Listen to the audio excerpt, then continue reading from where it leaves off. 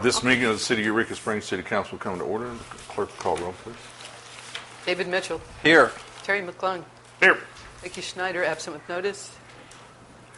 James DeVito. Here. Joyce Zeller. Here. D. Perky Pyle. Here. We have 5. Please stand for the pledge to the flag. I pledge allegiance to the flag of the United States of America and to the republic for which it stands, one nation under God, indivisible, with liberty and justice for all. Thank you.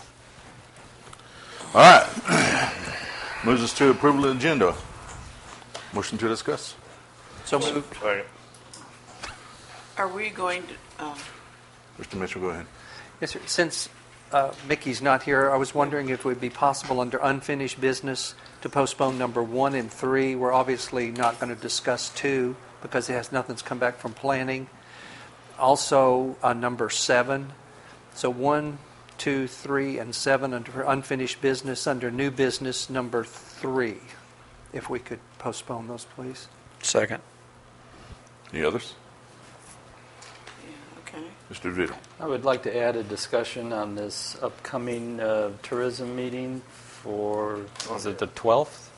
It's on here, actually, isn't it? It is? It's on here. Yeah, it's number 6. Oh, well, just, Yeah. oh, okay. Well, it just says tentative date. Okay. Well, it'll morph into discussion. All right. Okay. Anything else? If nothing else, all approve the amended agenda, say aye. Aye. Any opposed? Agenda is approved. Approval of the minutes for August 25th, 2014. Motion to discuss. So moved. Second. Changes, deletions, corrections? If not, all in favor of the minutes, say aye. Aye. Any opposed? Brings us to commission, committee, authority reports, expired terms. I don't think we have any reports here except from the library. You want to do yours now? Sure. We'll just add the library to it. A set of 2 pages for each person. Just pick one down. Pick one. Pass it on. My fun show and tell. Okay. Here, we'll get that second. Is this going to hurt if I do that? No, I'll hold it for you. Hello. My name is Loretta Crenshaw. I'm the director of the Carnegie Public Library, and I'm here to make a request regarding the parking spaces in front of the library on Spring Street. I'm handing out an excerpt of the ordinance that established the spaces along with the requested change and another map like this, a small one for you. In brief, we'd like to ask that the time limits on these 6 spaces be increased from 1 hour to 2 hours, and I'm talking about these spaces that are circled here. For these reasons, we allow patrons to use our computers for 1 hour increments, and many of them also browse for books and movies before or after these appointments. Also, many of our programs last for an hour, and the additional time would allow families or individuals to use the library before or after the program. A lot of people bring their own laptops to use our Wi-Fi and to do research or take online classes, and they often, I would say, almost exclusively stay more than an hour. Aside from computer use, there are a lot of people who come in to read books read magazines or newspapers or, just browse the stacks and would like to stay more than an hour. It seems a shame to limit their time. This is the first year that people have consistently been getting tickets for parking in front of the library, and the tickets cost $20, and there are no signs right now indicating what the time limits are. The director at the Berryville Library has told me that people are coming to his library and saying they've gotten parking tickets and they're going to, start going over there. We believe that the library is a really important institution in the lives of all of our citizens, and we want to do all in our power to encourage them to come and use it, not be discouraging and such as that. I'd also like to clarify that the 15-minute loading zone on there, the little red section down there, is very useful for people who want to drop off and things into the drop box or pick up an item, run in and pick up an item, and we're not discussing any change there. except maybe the sign, which is funny to me, loading zone, 15 minutes, 6 p.m. to 3 a.m. I don't know who would be doing that, but anyway, the sign is a little odd, and I'm not really sure how. It's been there a while, but it's kind of funny. Anyway. And finally, we also respectfully request that you invoke the emergency clause so that our patrons will not get any more tickets for using the library. And I thank you for your time and consideration, and I will stay in case you have questions later when this comes up on the agenda. And Thank you, ma'am. you. Okay. No other reports from any of the committees. That'll bring us up to public comments. As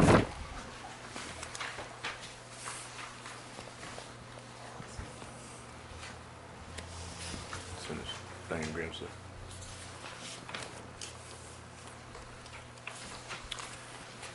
And we're waiting. No public comments? Okay. All right. Just her. All right, brings us up to unfinished business. Number 1, discussion of disposal of yard waste. Postponed. Number 1, 2, Number 1 and is 3. postponed. I'm sorry.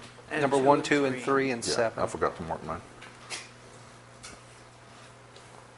Take care of that right now. Okay. Brings us to number 4, parking garage. Motion to discuss. So moved. Mr. Second. W. I'll just bring you a quick update on where we are to date. I've had a discussion with a gentleman whose firm builds parking garages, and of course he's interested in wanting to build ours, but I'm going to try and see if I can get him up here to give us a little professional advice on what that entails. And I'm going to be meeting this weekend with somebody that's well aware of the grant writing process for the Walton Family Foundation. So I'll have a lot more information for the next council meeting. So I request that we roll this over to our next meeting. Second. Mr. McClung. I just have one question, and I heard rumor mill. I don't know if it's true or not. I haven't gone to the Democrat or someplace to check and see, but I'd heard that the per spot estimate on the garage in Fayetteville has gone up to close to $50,000 per car. They are in the unenviable situation right now that the demand for concrete and steel is way up there. So their costs have skewed a lot higher than what the initial proposal was. And, another thing, I hope everybody got the KUAF link that I sent, the audio interview with the gentleman from the Walton Family Foundation regarding some of the criteria for their grants. And we do meet a few of their criteria. I just have one comment about that. Mr. Vito, I understand that concrete and steel costs can escalate. I mean, however, that's my business. That's what I do constantly, and I don't see that escalation in the business that I'm doing. So I think in this particular instance, they are in the unenviable position of having grossly underestimated the cost of the building, that particular structure, and it is evidenced by the way the bids came in. So, that's something we'd have to be very careful of. The foundation requirements here are probably more stringent than the foundation requirements in the Fayetteville parking garage, simply because we would have to combine replacement of the storm sewer feature, and it'd be a smaller structure. But I mean, if we can get grants for it, frankly, the city, there's no way the city can afford to do this. We can't even afford to, buy a new jetter and camera for our sewers, So, but if we can obtain any sort of assistance in that regard, then I say power to it, power to you, sir, to obtain that and seek that information, bring it back to the table. The other issue at play with the Fayetteville thing was they only got one bid from one company because a lot of the contractors are very busy right now. and they don't know. They hired a consultant, and obviously somebody screwed up somewhere because you don't make a $2 million mistake. Well, I think it's more like $7 million now. I mean, that's the last time I heard. It was up to, it was 7 point something million, and now it's 12.7 million. I don't know what the exact number. So it's a big bust. But all that aside, that does happen. You know, and I'm just saying, from the city's perspective, we need to be very careful, and we can't get involved in something like that and come up with a cost of $7 million, let's say, or $6 million or $4 million, whatever it is, and it's really 8 or double, you know, and that could easily happen. I think we've got a good engineering firm that the city currently uses in McClellan Engineering. I don't know if they work on these sort of projects or not. I think they do, but nonetheless, we need to be very careful when we proceed with this. Any further? Okay, no further. We'll move on to number 5, be discussion of cost estimates for jetter and sewer camera. Oh, and here we go. Motion to discuss. So moved. Second. Floor is open. Mr. Mayor and Council, I talked with Dwayne Allen. I asked him to get me some cost estimates, and I'll be pretty quick about this. Let me get to it here. Cost estimates for new equipment is always going to be very, very high.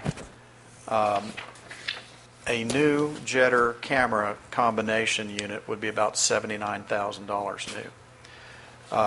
What Dwayne did was sent me some information that showed what the cost would be for a used unit, this trailer mounted rig. You know, this one happens to be 6 years old. Still got a lot of life in it. And this particular one is not available, but its cost was $49,000, I believe. So, or $45,000. So they're, by getting a used one, we could probably save quite a bit of money. Now, having said that, that's something that will always need repair because of its use and the particular nature of it. You're sticking a camera down a sewer, you're hauling these rigs out to sites, and you got a lot of pressure, that you're using to clean out these mains, these sewage mains. The one thing that the city might want to try considering, and Dwayne said he would get this information back to you, Mr. Mayor, and to me as well, and that is contracting out these services to a reputable plumbing company. I mean, the city currently is using a plumbing company to perform this task right now because our jetter, you need about 3,000 psi. The particular jetter we have right now is ancient, over 30 years old, and we only get about 300 psi out of it. So it's essentially useless. I mean, you can trickle water down there. Yeah, so we got water going through there, but it doesn't clean anything out. So we use a private plumbing contract, just on a case-by-case basis. The camera is still, it was supposedly going to be repaired and returned. It's still at the manufacturer's shop. It's not repaired. Dwayne Allen has very little hope for that particular camera. It's also quite old, and we have to balance whether we want to provide that service with the city with that upfront cost of $45,000 to $60,000 for used to new equipment versus having a contract with a plumbing company that can be on call 24/7 or even just contracted or even just on an hourly basis. And it may be that we might wind up having to have not just one but a couple of qualified companies that can be available in case one wasn't available in the middle of the night, when we needed it. So we have to, as a council, we need to start looking at this. I know this is another $45,000, $50,000, $60,000 we don't have in our budget, but it's something we should discuss. Mr. McClung. What are the costs, per call? Dwayne is going to get that information, get back to me. And how frequent do we make that call? It's also pretty important. And do we need to have, is that for both camera and jetter, or do we need to have our own camera? And I mean, is ours so old that it's an old Polaroid land camera or something that you know, why can't they fix it? Are they just not willing to fix it, or? Well, there are two things. It's an old camera. The technology is old. The cable is old. The cable is too short. The camera is virtually, you know, basically it's got to be stuffed down into a, you know, a pipe and make turns if it can. Additionally, it's really, the camera is too small. It's not the size it's intended for mains, you know. It's really more for a 2 to maximum 4 inch, and we need a camera that can look up, look around like that in our 6 to 15 inch or 16 inch mains. And so that's really where we're headed, is finding something like, well, a camera like this. Like this. You've got a track camera here. I call it a crawler. And it's got a camera, that's where you attach the camera head. This is just the crawler portion. And you can see there are lots of, you know, there are lots of moving parts, lots of things that can go wrong with it over time. The actual camera attaches to the end of the crawler, and this is it. This is the one that it's kind of like the lowest level camera, but it will do everything we need to do because the camera head rotates. So these are, Dwayne said he'd get back to me. I'm not asking the council to make any decisions right now. I just want to bring it forward. He's going to get back with me and see what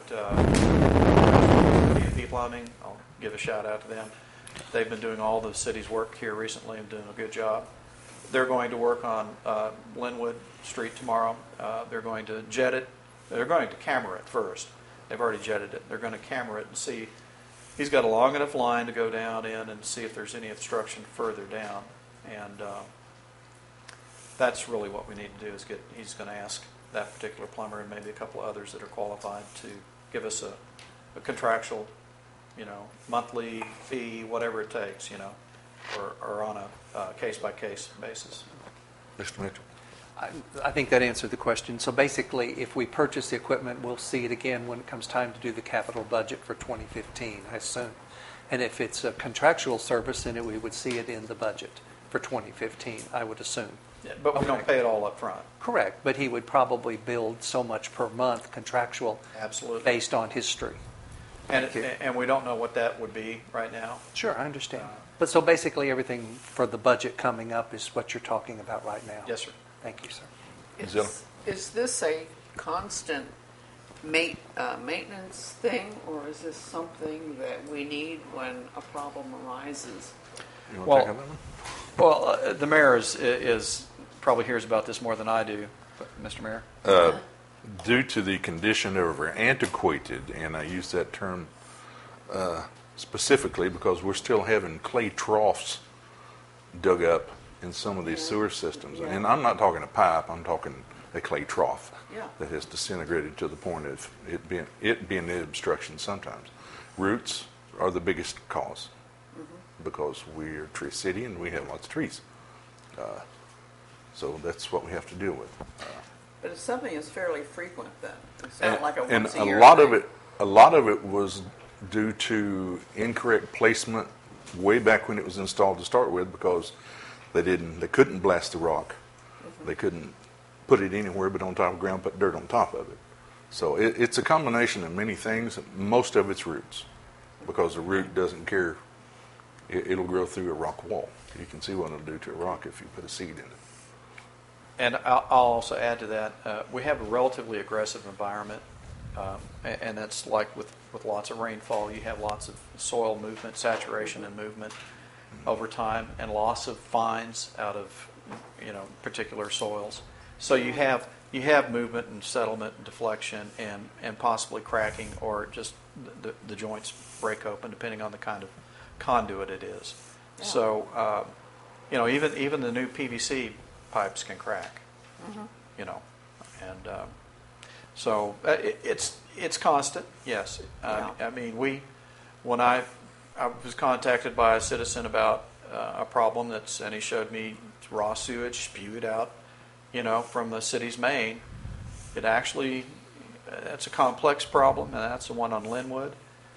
We can't have that happening all the time. It does happen on a fairly frequent basis, but we couldn't get to that one because there was another higher priority sewer problem that Public Works was having to deal with then immediately. Yeah, I know. It seems to me that this sounds like something that needs expert people. This is not something that just anybody can be taught to operate. This sounds to me like it needs expert oversight, and I'm inclined to, I hope we get some figures on contracts. And you bring up a good point, but what I will point out, and what Dwayne did point out, was that even if we use somebody else and they have insurance for any kind of damage or event that occurs, the city still is responsible. So ultimately everything comes back to the city. And that would be the same if we contracted out for the sewer treatment plant, like Berryville does. Yeah. Ultimately, if anything goes on, then the state would come back if there's a spill of any sort, like out of our sewage lines. They would come back and they would fine the city. So, Anything else? All right. If not, that moves us on to number 6, which will be tentative date for workshop to improve tourism. Motion to discuss. so moved. Second. Floor is open. Well, it's a little bit misnamed. The date has been set. The press has been notified. It's this Friday, 10 o'clock, at the Pine Room in the Inn of the Ozarks. 10 o'clock? 10 o'clock in the morning. I have 9 somewhere written down. Okay. 9, well, the room, they basically have open slots from 9 to 12, or, they use a 3-hour slot is what they have. But from 10 to 12, 10 to noon. And it's basically, its intention is just kind of a checkup. It's kind of like the status of tourism and potential economic development in Eureka Springs. And where are we headed? Are we headed in the right direction? We want to hear from the CAPC. We want to hear from the chamber. We want to hear from any questions that this council table has. And I ask that everybody at council provide that information to Mr. Mitchell or myself in an effort to prevent sort of a cacophonous exchange from occurring. Well It's put. not productive for us for people to get up. It's not intended to be a gripe session. It is basically, it's team building. Where are we going? Let's get a checkup on our economy and tourism. I hear some sectors say, hey, it's been pretty good. I hear other sectors say it's the worst they've ever been, worst years they've ever had. Now, we don't know. We just don't know what's happening in the city. So it'd be nice to just get together and try to formulate a plan to move forward. And the intention, the way I see it, this intention is just to ultimately have a series of these meetings, and with hopefully a committee that forms. It's a tourism and economic development committee, whatever you want to call it, but something like that. And this is a positive exercise. We're going to limit it to 2 speakers per group initially, and then and that's hopefully that takes up just an hour, and then we'll try to open it up for questions from other folks that attend. The reason we moved it from the Chamber of Commerce meeting building was that some people felt that they wanted to have all their commission members available and present, so to be present. Any Anyway, further? 10 o'clock Friday. Should we? These people meet on a fairly regular basis as it is now, Chamber and CAPC staff personnel. There does seem to be a rather damaging undercurrent in the community talking about 84 businesses that failed this year, and there seems to be a prolific letter writer to the local newspapers who is talking about gloom and doom. Having been in this tourism game for 3 generations, I can tell you unequivocally that if you don't change, you die. My family used to sell trinkets to the tourism folks on Highway 7. That was about 57 years ago. I was manning the gift shop on Highway 7. We sold a lot of hillbilly kitsch, foot-long hillbilly cigars, Dunking Birds, a lot of things made out of cedar. But that market dried up. And along with that, virtually every single business on Highway 7 dried up along with it because they didn't change with the times. And we're going through a pretty significant change here in Eureka Springs. So I caution that there are some people who didn't change with the times, and it's unfortunate, but the numbers that we have, we're doing fine in Eureka Springs. Yes, we're not exploding, but nobody in the tourism market anywhere in the Midwest, or for that matter, East and West Coast, is exploding. We've been through the worst recession in the history of this country, and we're just now starting to get out of our pre-recession numbers. So I okayed this with the idea that the Chamber and the CAPC was going to sit down together. I mean, we have 2 representatives to the CAPC, and I would have thought if we were curious as to where we were going that we might have been asked our opinion on it. Now, I find it to be hopefully an exercise, but I just feel that these people meet on a regular basis as it is already. So we're not doing anything new here. I just feel that it's unfortunate that we're going to be left out of the mix here. We're the representatives to the CAPC. We've not been consulted about anything, to my knowledge. I've never been asked a question about the CAPC and where we are. I can take the numbers. In 2012, we had the largest increase of any tourism destination in the state of Arkansas. We've had 2 subsequent years that if you average it out, we're at about 3% above what we did the year before. So anybody that thinks Eureka Springs is in dire straits, there's no evidence to support that. So having said that, if you want to have this meeting, that's great. Any further? Mr. Mitchell. Yes. As with most things in this town, the process of planning or answering the question, who comes to Eureka Springs? Why do they come to Eureka Springs? What do they spend when they come to Eureka Springs? And what kind of experience did they have when they were in Eureka Springs? I think is something that is at the root that we all should know. And we all should know that in a very concise and informed way as to what's going on. And from those things, then we ought to be able to plan potentially for the future, and that information then can be given to various businesses and organizations should they want to adapt to change. If not, then they can be like the dinosaur and go out.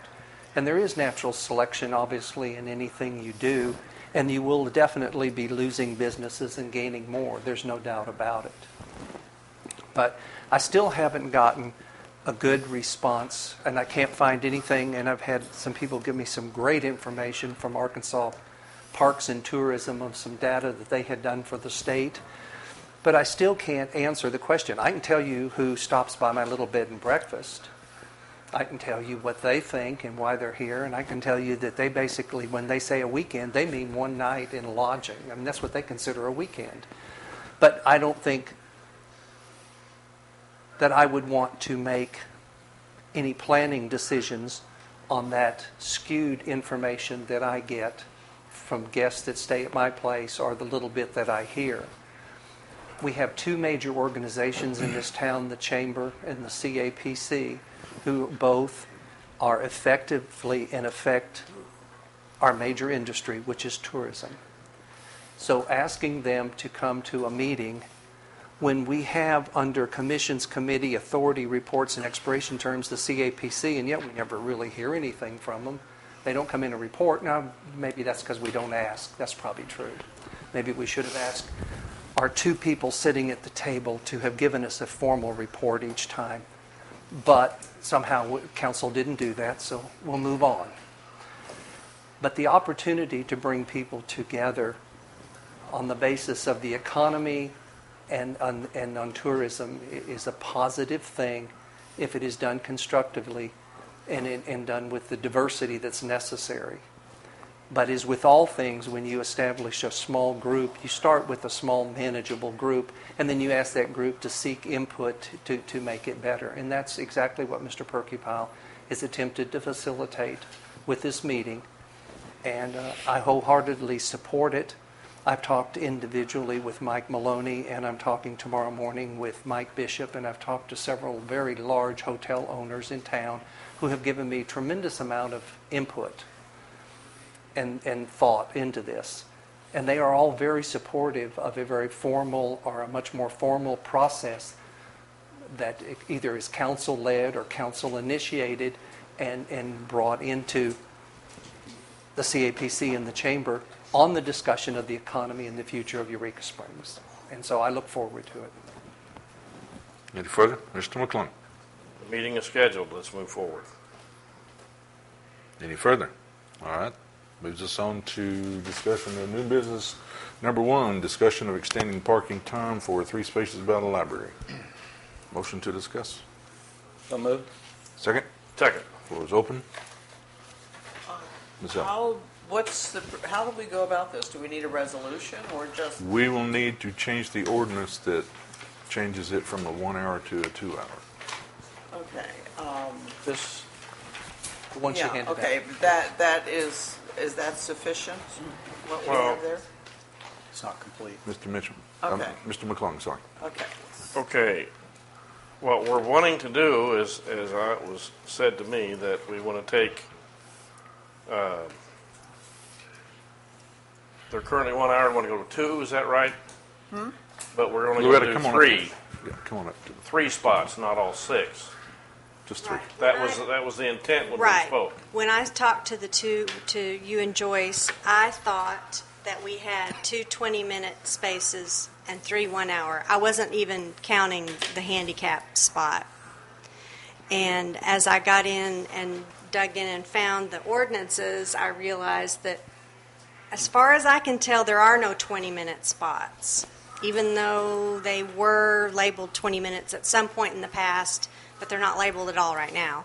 So unless somebody else knows something about that I don't know. So my original thought was to change the 3 that, let me grab my map.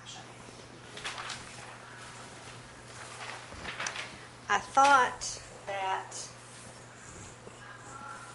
these 2 were 20 minutes and these 3 were 1 hour. And I'm assuming that the handicap remained an hour. I don't really know about the handicap one once it went in, if it has a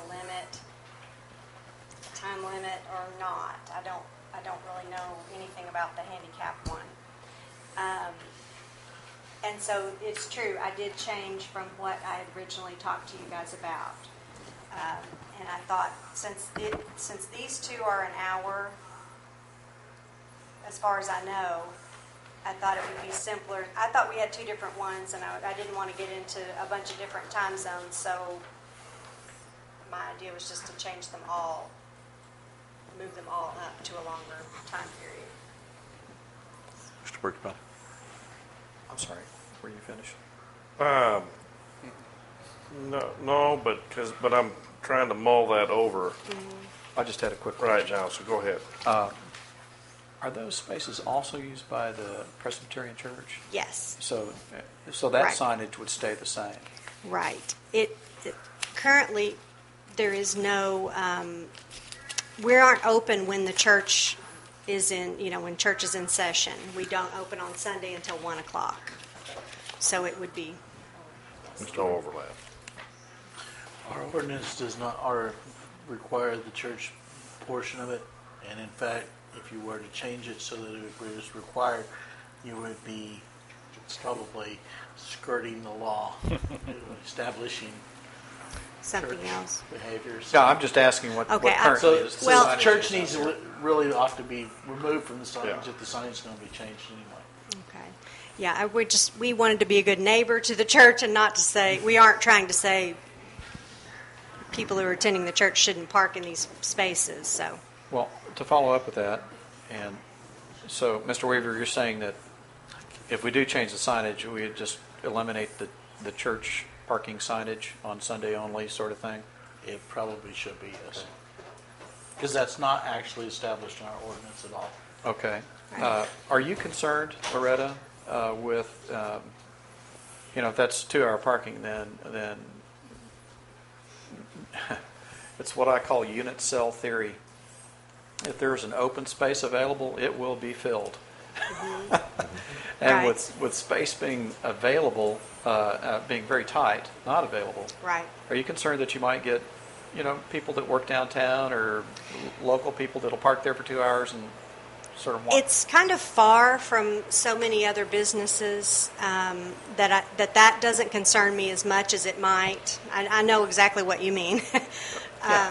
But because it is pretty far for even for a tourist, they might wander around on the trails a little bit, but there aren't that very many businesses in a close walking distance, and people don't tend to want to.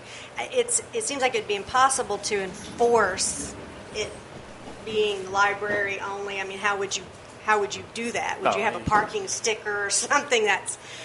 But I think at least a suggestion in the signage would hopefully deter some people that were there for other purposes. Good. Thank you. Zeller? I think if you want to limit it to 2 hours. Yes. Well, that's almost too far from town for a tourist.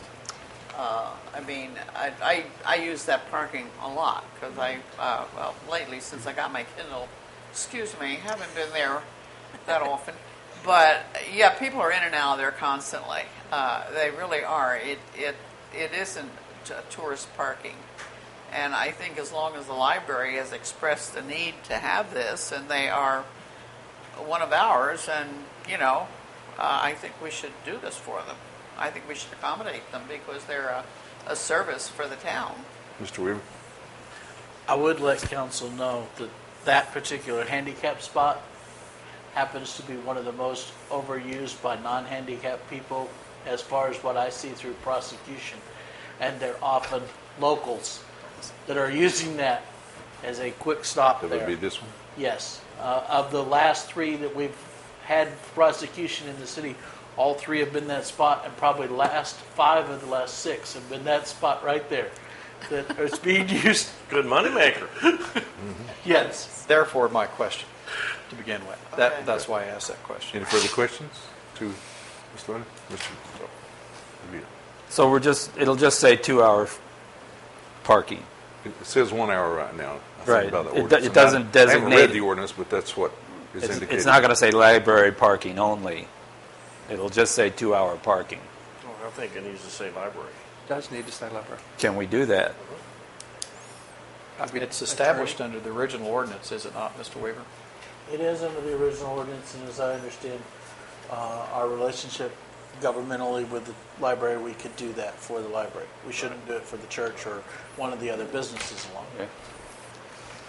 You couldn't really enforce it, even if it does say library only. It's a clue to the visitors that they shouldn't park there, but, we're not, okay. Yes, I'd like to make a motion that we instruct Mr. Weaver to prepare the ordinance to change it for all 6 spots, including the handicap, to 2 hours, Second. and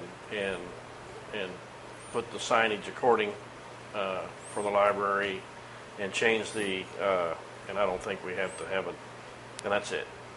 In addition to that, but not a part of the motion, is that the other sign does need to be changed on the AM.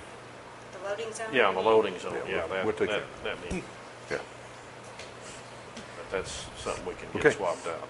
Mr. Perkoff? Do we need to address the church signage as well? There will not be nothing that that It'll just disappear. advocate church parking. That, yeah, So- that would disappear. But they would have to be removed. Yeah, as they part of just, this it's going to be a new sign. Okay. Any further? I'm giving her sign back to her. I'll second that. Thank you. Okay. Any further discussion? If not, all in favor say aye. Aye. Any opposed? Okay.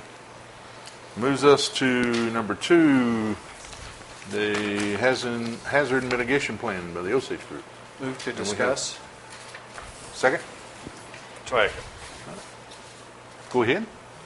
Hello, Mayor. I'm Craig Hall. Met with you before. Thank you, Loretta. The hazard mitigation plan was heard for a hearing at the Planning Commission meeting on August the 26th.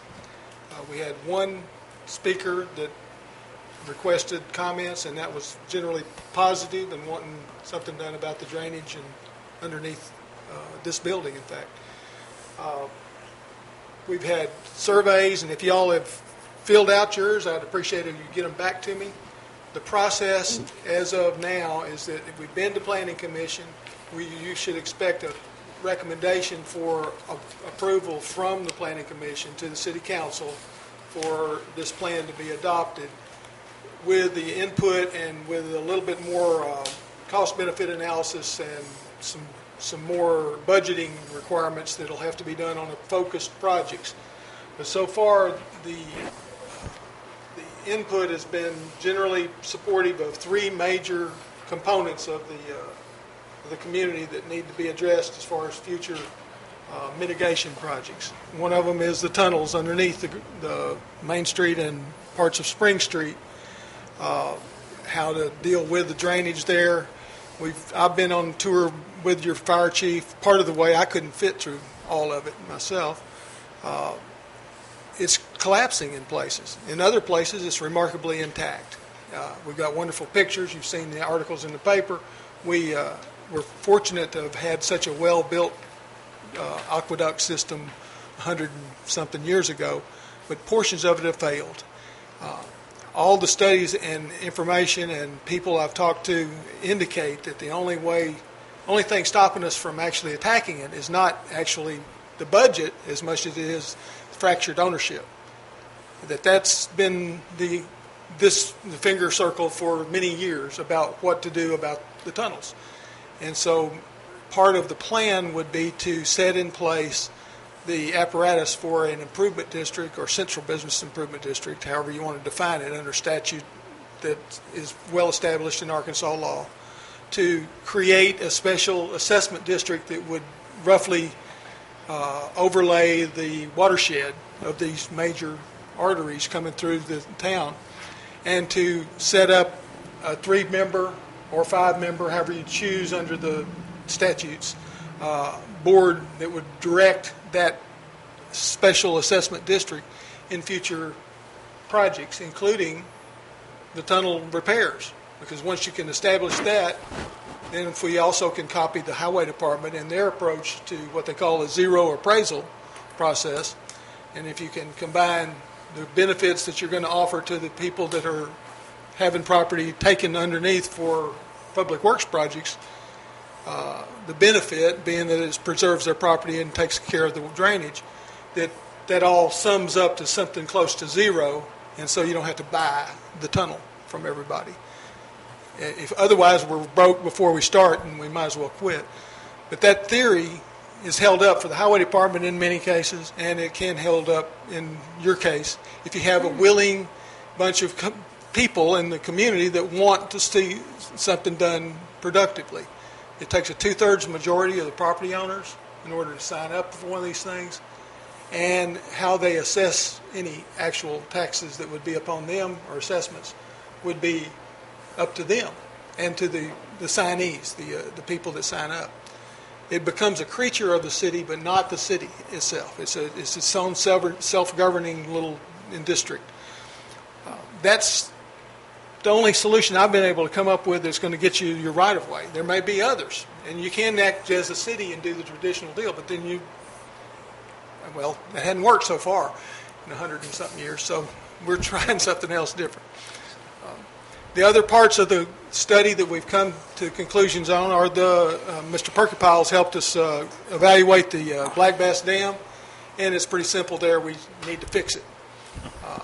There's a little variation between pretty and not so pretty, but the fixes are pretty much large amounts of money, less than $500,000 altogether, but a lot.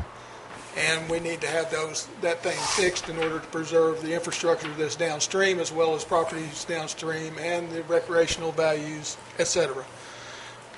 And then the other major public infrastructure deficiency you've already discussed tonight is your sewer system. And Dwayne's given me some numbers about inflow and infiltration studies and actual repair systems, and we're going to try to, at this point, include sewer system rehab as a eligible category, if you will, under the plan. Statistics from FEMA show that if you do have an incident of any type, a tornado, a flood, streets falling in, whatever the disaster is, the businesses that go out of business for more than 1 week, only 37%